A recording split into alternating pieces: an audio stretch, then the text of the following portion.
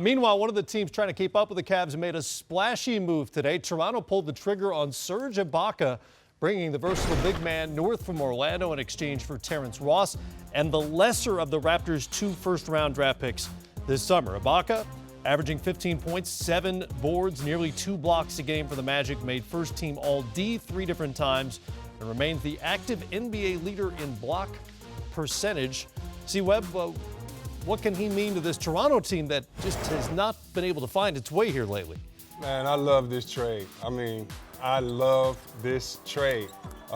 Kevin said something earlier in our meeting that I'll let him get to that I agree with 1,000%. So based on if it happens to what you're going to say, Kevin, but the reason why I love this trade is because the one thing I hated about Toronto, and I said this in the beginning of the season, and all Toronto fans hated me, just because DeMar DeRozan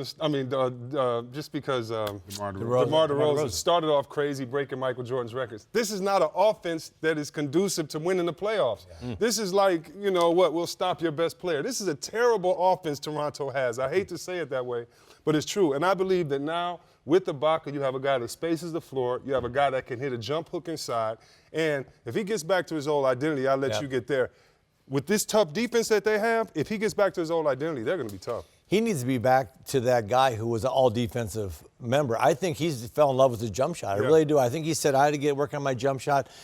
Hey, look, I was in Oklahoma City. We made some trades. They move Harden. I'm going to move up. I'm going to be the third option. I got to score more.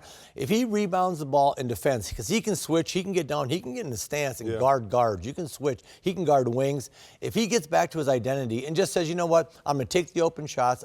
Lowry's going to create shots for me.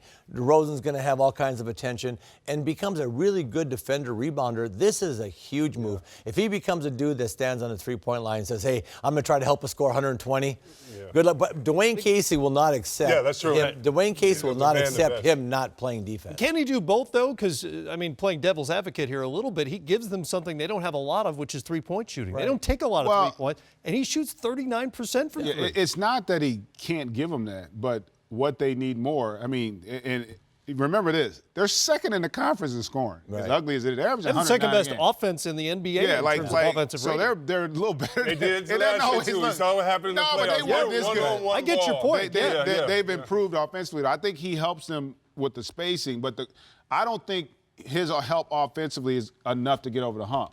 Where he's got to help them most is defensively, because they are giving up 105 a night. And throughout this stretch here where they've struggled, they've had some injuries, but the real issue is they don't defend like they used to.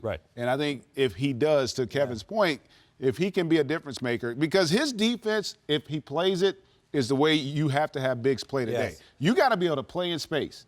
That half court is much bigger than it used to be. So you need bigs that can switch on ball screens. You need bigs that can guard late in possessions out on the perimeter and force penetration into help.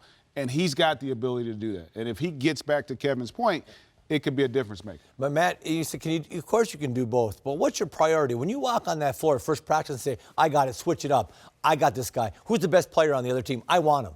Who's the best front court player? Give him to me.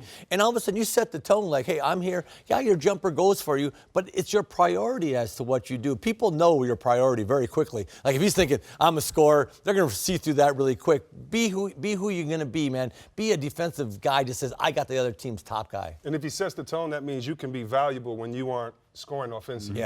And he can't be on this team and say, score 5 points and not have an impact. He needs to make sure he may have been humbled 3 blocks. Orlando too. Exactly. Hey, welcome back to winning. He's also got free agency coming up in a couple of months. That's usually never hurts. It's usually a good incentive for a player as well. Raptors, remember, they were right on the Cavaliers' tail. They've dropped all the way down to 5th in the Eastern Conference.